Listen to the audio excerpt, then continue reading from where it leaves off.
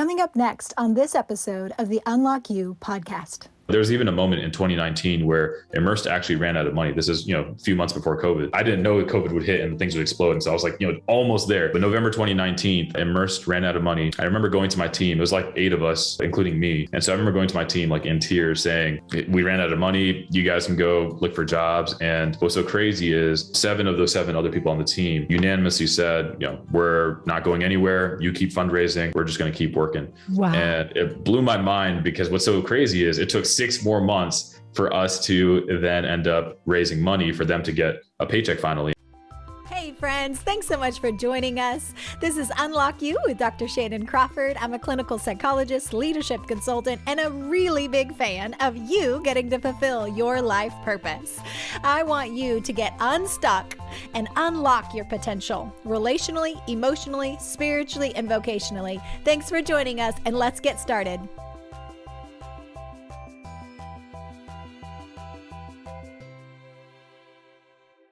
Welcome to Unlock You with Dr. Shannan Crawford.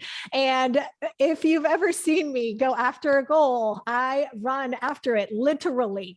I was at a venture capitalist conference and Renji, I don't know how to say your last name. I never asked. Bijoy. He spoke. He was intelligent and wise and young and disrupting the market of tech. And so I literally ran after him, guys. I have a picture on social media where I'm like, hey, we're complete strangers. And I'm going to ask if you'll be on my podcast. Fortunately, he said yes. It is a huge honor. And I'm so grateful that you're taking the time to be with us today. Yeah, I'm glad to be here.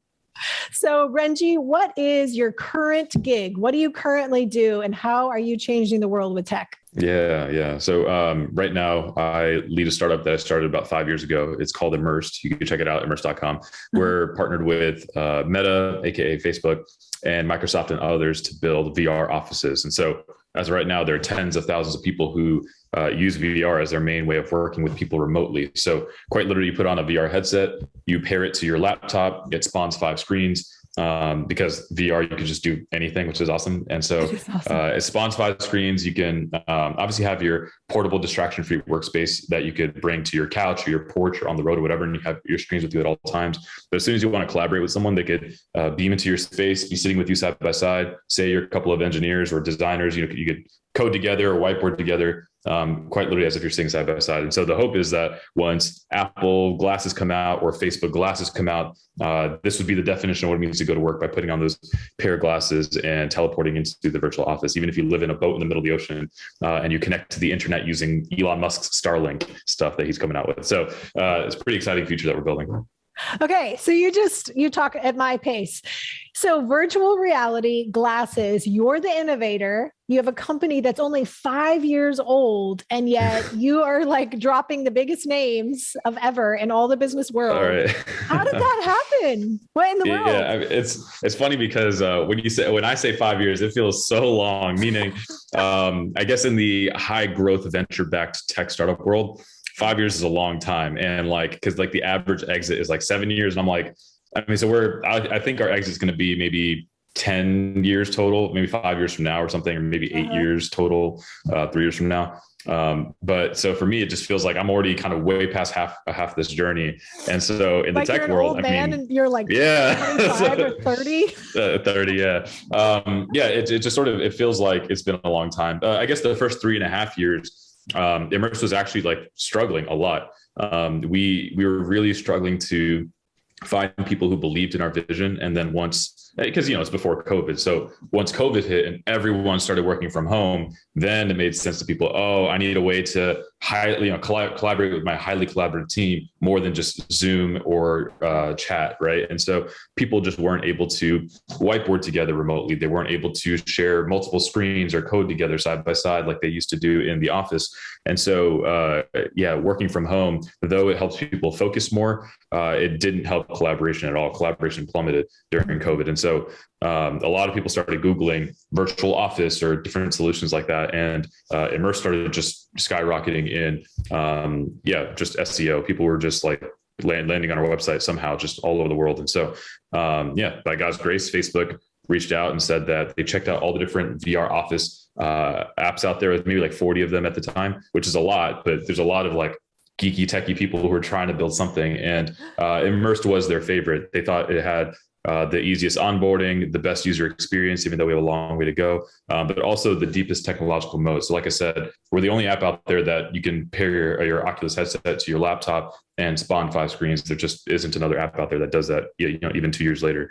And so it's been pretty crazy because like right after that, we had opened up a crowdfunding campaign. A lot of users said, hey, this is like kind of perfect timing, during COVID for us to invest in Immerse if you let us. And so I opened up a crowdfunding campaign. Then, Immerse raised $2 million within 2 days. So I immediately closed it because I didn't want to dilute the company too much.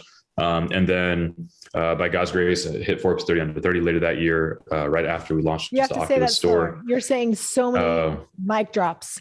Okay. You got on what? Forbes 30 under 30. Yeah. It's on your bio. And I was like, what? How old is this guy? That's amazing. Congratulations. Thank you. Yeah. Well, the thing is, I guess I just didn't realize how important it was. Meaning like, again, I come from the coding world. And I guess it's really popular, really important in the business/finance world. So for me, I got Forbes 30 under 30 and I was like, oh, that's cool. But then all of a sudden a ton of people started spamming me about congratulating me. And I was like, oh, okay, I guess it's a big deal.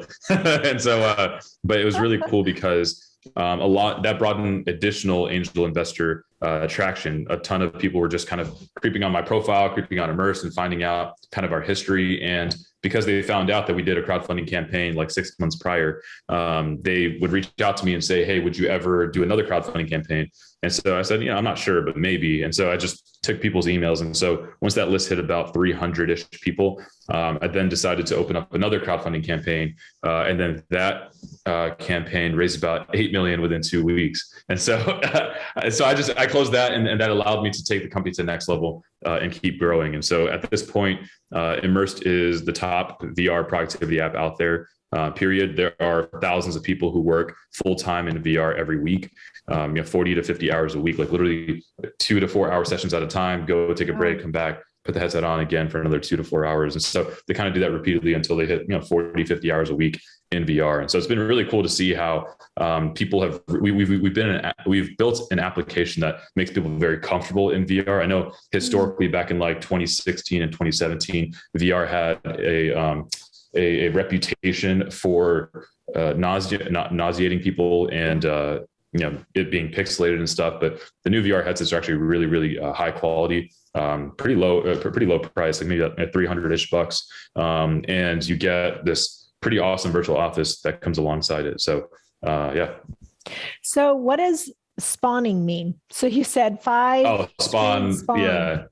Oh, it creates just pops up out of nowhere. So just like you're using the technology that we built, when you pair your headset to your laptop, it'll just pop up 5 screens. You can, you don't need to have all 5. You can close, 2 or 3 of them. Most people actually use about 3 screens at a time, right? So say, for example, you have your chat open here, your email open here. Maybe some people at work have Excel spreadsheets or other things, maybe Netflix you're watching. I don't know what people are doing, but because we don't record screens or anything. But so people have different screens. And for coders, for example, for us, we have chat open here, the app running here, the console running here, my code here. Yeah, it's just a bunch of different things that allow us to be extremely flexible and productive in VR. And at the end of the day, having one little 12-inch MacBook Air screen sitting at a coffee shop is not nearly as productive when you have a million distractions around you. Sure. And you have one little screen, right? So there's less screen real estate, right? So that's why people do have multiple screens in the office, like physical screens. But for us, we have built a technology that allows you to bring those screens with you wherever you go. And then whenever Facebook glasses come out and you see people or Apple glasses, and you see people at the coffee shop that have these really cool, sleek Apple glasses that come out in the next couple of years. The hope is that Immerse will be the main application that people will use to have their screens in there, meet with their coworkers, all those types of things, and feel like you're in your remote office, even though you're not physically there. That's amazing. Because I'm an adjunct professor. I've had students who try to come to class in Zoom land with all the distractions. So would it feel like they're in the classroom if they were using your tech? Yeah. So, there are these, if you go to YouTube and type in Oculus face tracking, you'll see these photorealistic avatars. So there are these photorealistic avatars that Facebook's been working on that quite literally make it feel like you and I are actually like right here. And even in the current version of avatars, it's not photorealistic. It's like cartoonish. It kind of looks like you, but it's like a cartoon version of you. That's how it is today. But when someone's avatar gets too close to you, you still feel kind of like, hey, you're invading my personal space. So it feels very real. Let alone when it's actually photorealistic avatars in the next couple of years. So I'm really looking forward to those photorealistic avatars because that'll allow us to really feel like it's quite literally as if we were, grabbing coffee together, that sort of thing. And the whiteboarding, so you can invite somebody into your space. How does the tech do that and pick it up and? Yeah. So, I mean, the person who is remote, they essentially would have to have a headset too. So if both people have the headset, then they could feel like they're in the same virtual space together. And yeah, you just quite literally pick up a virtual whiteboarding marker and you just start whiteboarding on the whiteboard. You'll hear kind of the sound of your marker touching the whiteboard, which is how you kind of get some feedback. But yeah, it feels like it's pretty crazy. The leaps that your mind does in order to make you feel like you're doing something that you're not really doing. Same thing with things like air typing. Someday when we release air typing, you'll just have a virtual keyboard you kind of put wherever, and you can just start typing, and you'll hear the keys clicking. You'll see the keys light up, and it'll just feel like you're typing, even though there's nothing physically there. Yeah. What? My mind is so There's a lot of cool. What if you type with bad spelling, like some people that you're talking to right now is me? So what if you type weird, funny things? How does it know what you're actually typing if it's in the air? Because the headset actually has cameras on it, so it sees your hands. And so it has actual hand tracking today. That's what the standard normal headsets have. I guess people just need to try it. I guess it's like, it's so crazy futuristic. I have no idea what you're talking about. Look, it's so crazy because the Oculus Quest headset was the number one electronic consumer present or Christmas present for the past two Christmases, 2021 and 2020. And so like they've just been killing sales. Like there are more Oculus headsets that were sold this past Christmas than Xboxes, which is crazy. Whoa. So it's crazy how much traction VR is finally getting. And if you look all over social media, you'll see everything about metaverse this, metaverse that.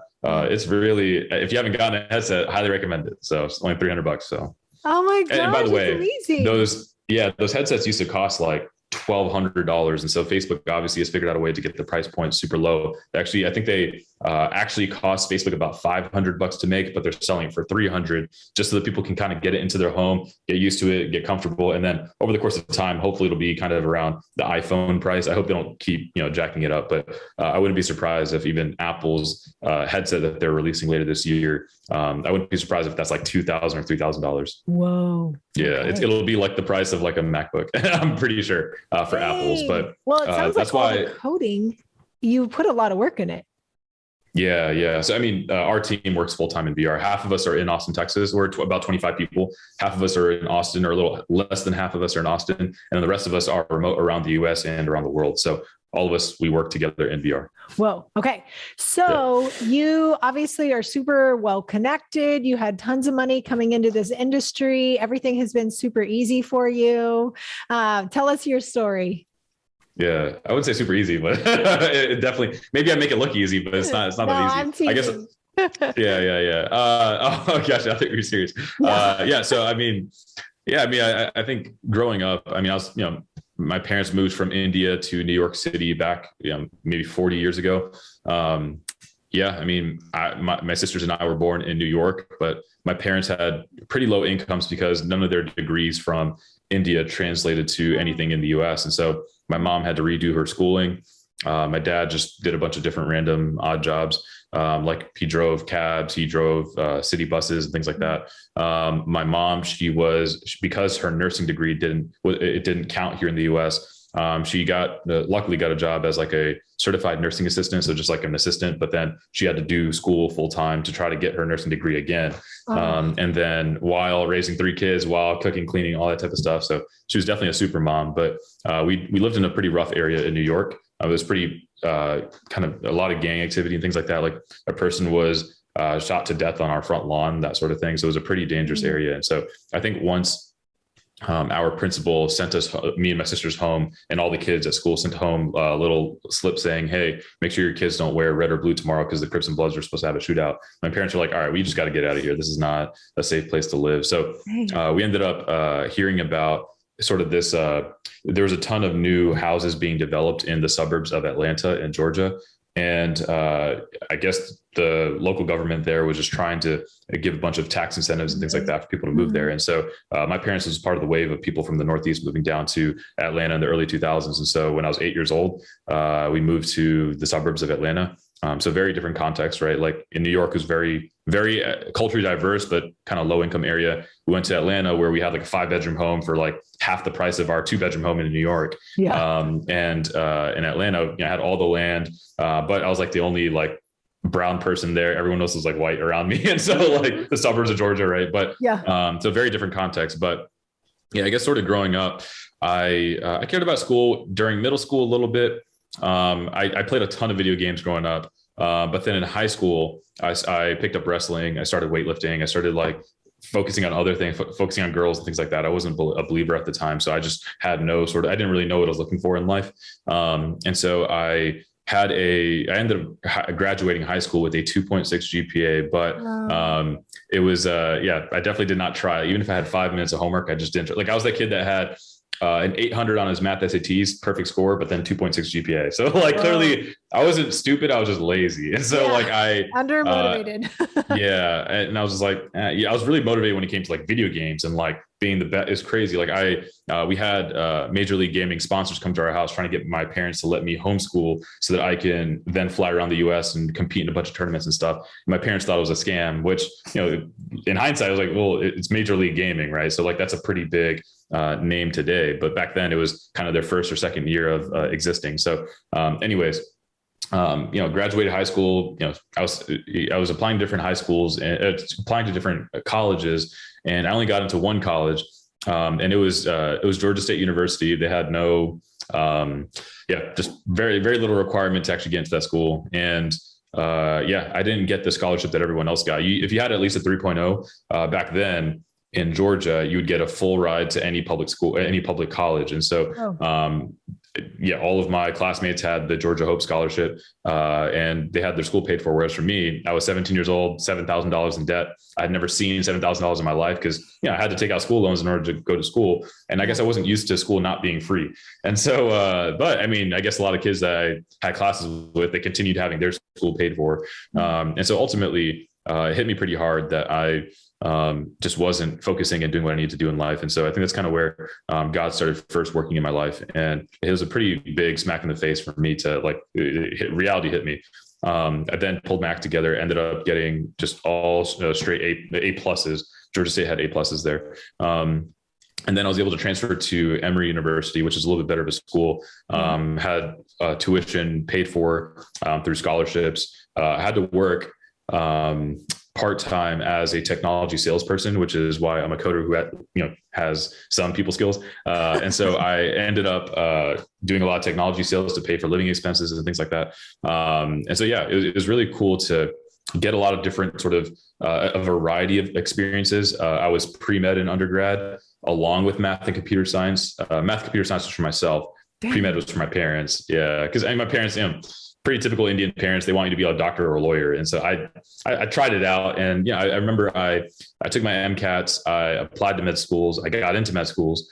But as soon as I heard back from med schools and realized I was accepted, it started hitting me that I would actually have to go through with going to med school. And I was like, I love coding. I don't think I'm going to go. So I threw all my acceptance letters in the trash and instead decided to become a software engineer. And my parents were super upset with me, but they, in hindsight, now they're super happy with everything that's going on. Back then, back then they're like 30 under 30. Yeah. Well, back then they just assumed I'd be just like everyone else. Like, oh, everyone goes into coding and all that type of stuff. And so, I don't know. I very quickly, once I got my first job as a coder, I realized I was kind of climbing the technology corporate ladder in a sense very quickly. Usually it takes about 10 to 15 years to be like a lead software architect at a company. But by God's grace, within a year and a half of coming out of undergrad, I went from entry to mid to senior to lead architect. And I guess I hit somewhat of a ceiling in my career, and I felt like I wanted to do more. I also didn't want to just work on different websites and apps that like other people wanted me to build. Like I was most recently working on like this time waster app. It was cool because I led a team to build it from scratch. We growth hacked it to about 3 million followers within 2 months. And so it was a pretty big success in the short term, but it was just a time waster app. So those are meant to go viral. Those are meant to be addicting. And I was like, I don't want to build this thing. So I then transitioned towards a PhD at Georgia Tech in computer vision and machine learning. So things like self-driving cars, autonomous drones, and things like that. And so, but then I realized there were a lot of people who super smart, but just didn't really care to do anything with their intelligence. Like they loved tinkering with drones, tinkering with technology, but then not really do anything with it. It's not like they're shipping a product out to the world. It was just a research facility, right? And so after about 2.5 years, I realized this is not the place for me. So I quit that and then settled for the master's and then decided to start Immersed.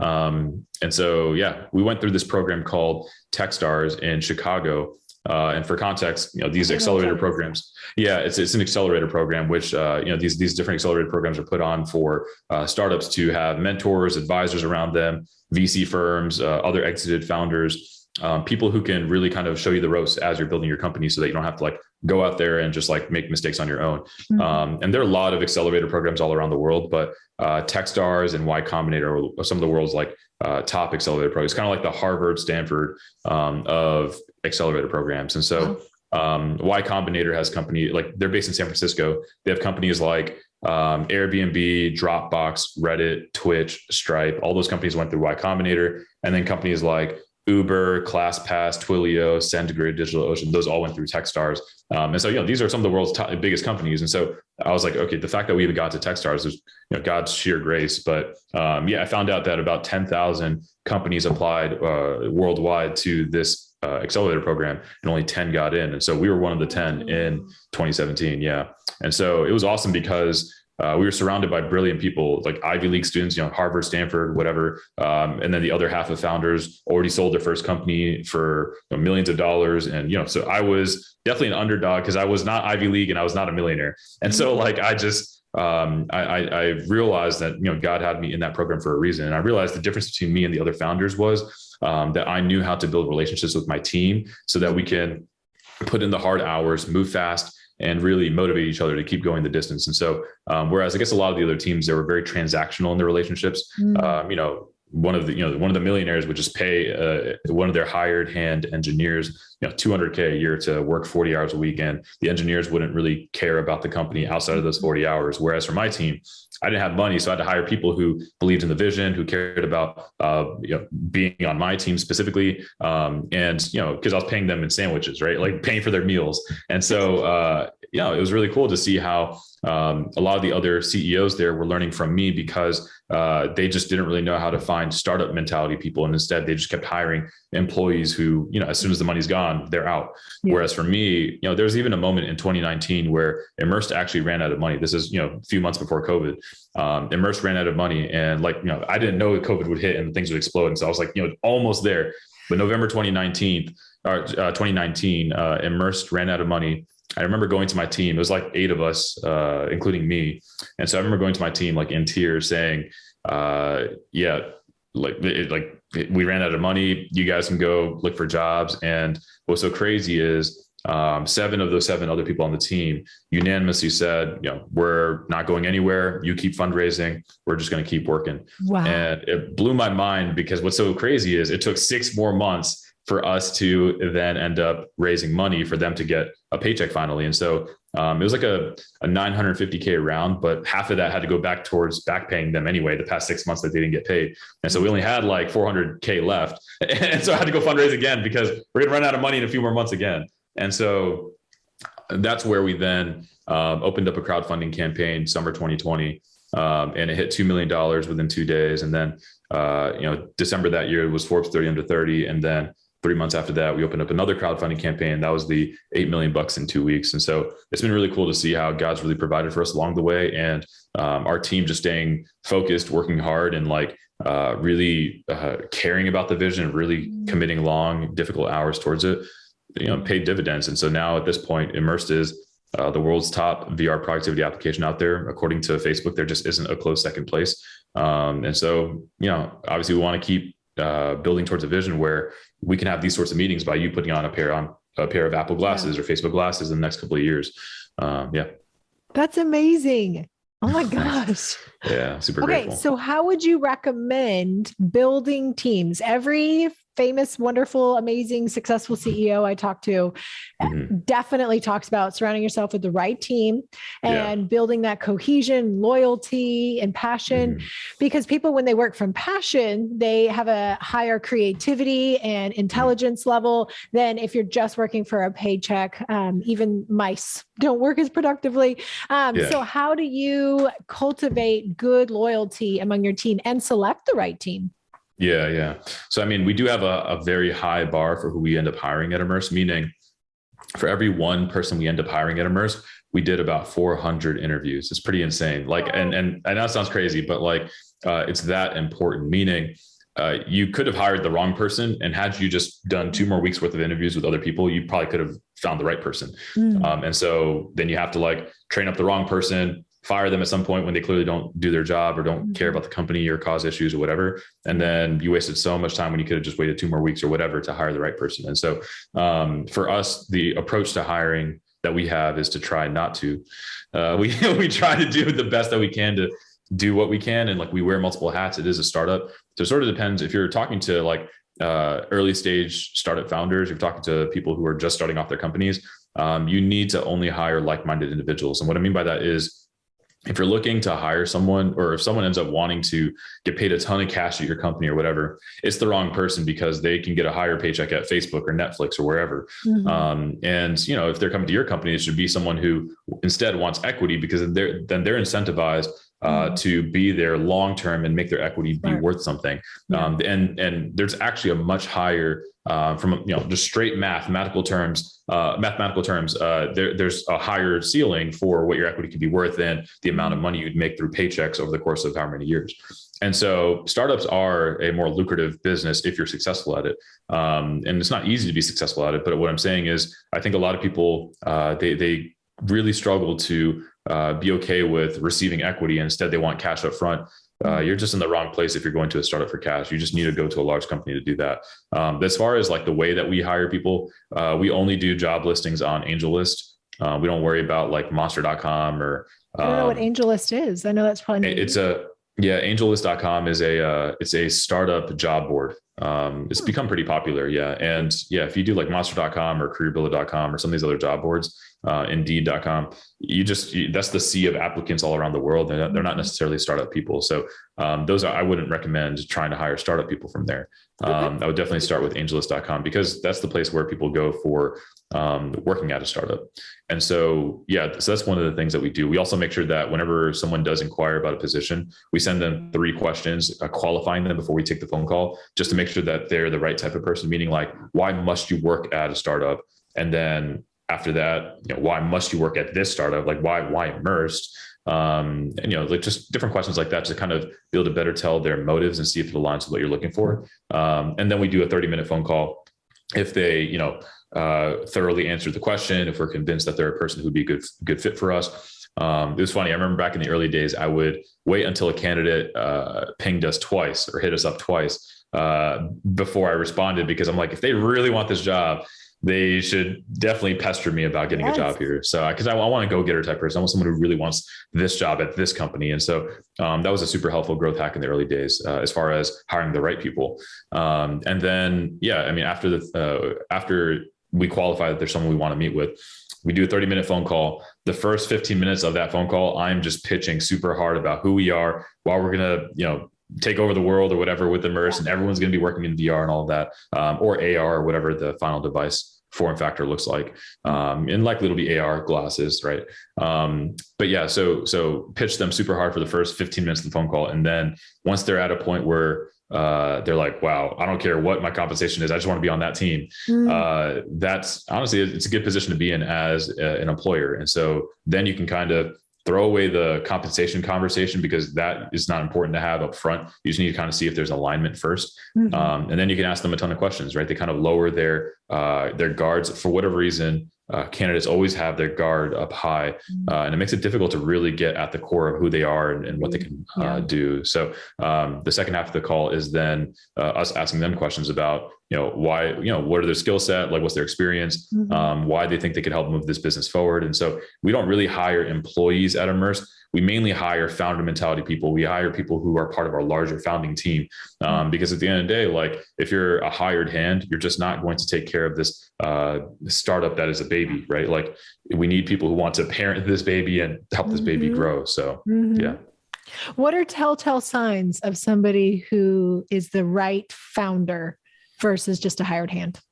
Yeah. A person who doesn't care about having the compensation conversation early. A person who's just like, I don't really care what you pay me. I want to do something crazy. I want to be a part of this. Yeah. Like what I've noticed is our best hires were people who've already made the money that they were trying to make before, meaning they had the high salaries. They were making $500K, $600K elsewhere as a coder or whatever at Netflix or Facebook or Apple or whatever. And they made the money that they wanted. And they just kind of want to go to a next level. They want to have world impact. And so again, that is a super high bar. Those people are rare, but they do exist. And there are thousands, if not tens of thousands of them on the planet. And so if you're trying to build the world's most solid team, you got to find those people. So, yeah. So what if you have a hard time at the beginning? So if we're talking to somebody, maybe they have vision, maybe they're excited, maybe they're struggling with capital and with people to help carry that vision. What would you recommend? What are practical things at the very beginning before there's traction and excitement? Yeah. I would say do things that don't scale, meaning you probably have heard, I know the Airbnb founder says this all the time. Paul Graham, who's another influential investor in the space, in the tech space, says this all the time. Like do things that don't scale, meaning don't say, oh, in order for me to execute on my business, I have to first build an app. You really don't. Like I was talking to someone the other day who's building like a sort of a marketplace between mom and pop shops and vendors who are, creating their own, consumer packaged goods, or like, say I'm selling candles, but I need shelf space somewhere and Target's not taking me. So I want to find random mom and pop shops who have shelf space that they're wanting to rent out. And so the point is that founder who was creating that marketplace, they said that, they don't have a coder on their team. And I was like, that's cool. That doesn't really matter. You could just get all these people, put it in Excel spreadsheets and match them up manually. And if you get to the point where you have so much demand, you're going to find an investor who's going to want to give you money for you to then go hire an engineer. And again, it has to be an engineer who understands the vision, who doesn't care about compensation. So you save a lot of money, you hire the right person, they're incentivized with equity, they're going to help move the business forward. Just intrinsically are incentivized to do so. And I like the mindset of removing obstacles, because a lot of times we stall because we see what isn't available instead of saying, well, how can I pivot and move around that? And then trust that that'll come when I need it later. So how did you stay mentally tough? Being a psychologist, I'm actually always going to ask those questions. Like, what helped you stay the course when you're, broke right before COVID and you don't know that in 3 to 6 months, it's going to all be a gold rush. But during that time, how did you stay the course and not just give up on your dream? Yeah. I mean, I think a lot of founders, they go the wrong route by just trying to callous themselves. That's not I don't think that's the way to handle it. I think it's important to feel the weight behind what it means to come up against a roadblock, to almost fail, to have issues on the team, to have investors make fun of you, things like that. Like, I think it's important to feel those things, because those things can be channeled as drivers for you to move even faster. And to be real, like for me, I'll just be straightforward and honest. Like, God has carried me along through these things. So what I mean by that is because I have a relationship with God, and whenever these things kind of make me feel very weighed down or whatever, I go to him for him to carry the weight. Because here's the thing. I'm trying to change the world, and I'm one human being. I can't do that. And so, but God can. And he created the world. So so all that to say, it helps me take bigger leaps. It helps me realize that there's someone who's much greater than me, who's opening doors that I could never open. And he has. And so at the end of the day, it's like, I know that because he's going to take care of me, it makes me fearless knowing that I'm going to be on a mission, that he's the one who's opening doors. He's the one who's like taking care of all these things. I just need to walk alongside him. So all that to say, like, I think there are founders who, I'll be real, I don't know how founders who don't have a relationship with God even do this. It is so difficult. It is so depressing. And most founders, because they don't have a relationship with God, they callous themselves and they try to figure out a way to kind of muster up the strength to just like plow through things. And in the end, they break because they're only human. Yeah. So, And then their personal lives suffer. yeah, it wrecks their personal lives. Because then it's like your marriage, your kids, everything at home is falling apart because you're so obsessed with your entrepreneurial pursuit. So how would somebody find an investor? Just practical. My favorite answer is I love when investors find you, meaning you're just doing so well that there are startups that figure out a way to monetize so early and so quickly. And investors are like, wow, that person's killing it. I wonder if there's a way I can get my money into that startup. And then you have all the leverage. You don't have to be in a position where you're having to give and take some equity for an invest. Like you get to have all the leverage in your favor. And, the investor doesn't get to bully you in any sort of way. There's so many investors who do bully founders because founders need money to keep operating their business, and investors have the money. And so in those types of scenarios, investors are the ones who are able to take 80% of your business and screw you over. And I guess the thing that's so dumb is investors screw over the founder, and then that in turn screws over the investor because that's their investment. And longer term, you're not going to get a return because the founder's going to fail. You just pretty much threw away your money and you impacted someone's life in a negative way. Yeah, exactly. So all that to say, my favorite approach to getting investment is, again, try not to have to get investment dollars. And by the time you get so much traction that investors are just banging down your door, I mean, you're in a position where it's like, all right, well, we're going to be a rocket ship, whether or not you're going to, and we're going to, go to the moon, whether or not you're on board. But I'll be nice. I'll let you invest a little bit, and so it is helpful to have a little bit more rocket fuel in the rocket. So if somebody does have a negotiation, what have you learned in working with venture capitalists or donors or funders or all the things? What would just be practical things if you were visiting with somebody to help them watch out and look for red flags? Well, I'll say number one, always be ready to walk away, because not only does it give you the most leverage, it also makes you totally fine if they give you a horrible deal for you to be like, okay, well, I don't need that deal. I just need to keep running my business. And so, so number one, always be in a position to be okay with walking away, because it's better to have no investor than the wrong investors. Just like it's always better to have no co-founder than the wrong co-founder. But obviously, ideally, you have awesome co-founders and you have awesome partners in who are investors. So, but if you do find investors who are an awesome partner for you, like it was one of the founders of Twitch who told me, hey, two things are important. You need to like the investor, and they need to be giving you terms that you are okay with. And if either of those things are not true, you just need to walk away. Don't take the money. And so if you're in a position where both of those are true, you like the investor and they're giving you good terms. I mean, there isn't very, it's not rocket science. You take the deal, and the way you know whether or not it's a good deal is you go talk to other founders. And because here's the thing, investors are incentivized to get as much of your company as possible. It makes financial sense to them, as long as it doesn't ruin your company. And, obviously for you want to make sure your team doesn't get diluted, because the ones who are building the company are the ones who should be, making the most money out of this. And so oftentimes I see founders do the wrong thing by being more generous with their investors than they are with their early founding team. I would definitely err on the side of being generous with your team over investors, because investors are already rich. Usually early founding teams are not. So you definitely do want to incentivize your team, because they're the ones who are going to be building this company long term. So hopefully that makes sense, but I don't know if that answered your question. And how about just having attorneys look at things? Is that necessary or not? What are your thoughts? Yeah, no, it's always helpful to have a startup lawyer on your side as well. So make sure it's someone who doesn't work with the investor and someone who is completely on your side, but specifically a startup lawyer, not just any sort of general lawyer. Okay. That's good to know. I didn't know that was even a niche. Yeah. I love this world. I feel like very fish out of water, but it's exciting to learn. Okay. So when there's disappointments and setbacks, how have you been able to use that to actually create more, innovate more, and roll with it instead of it stopping you in your tracks? Or if it does, how do you get back up?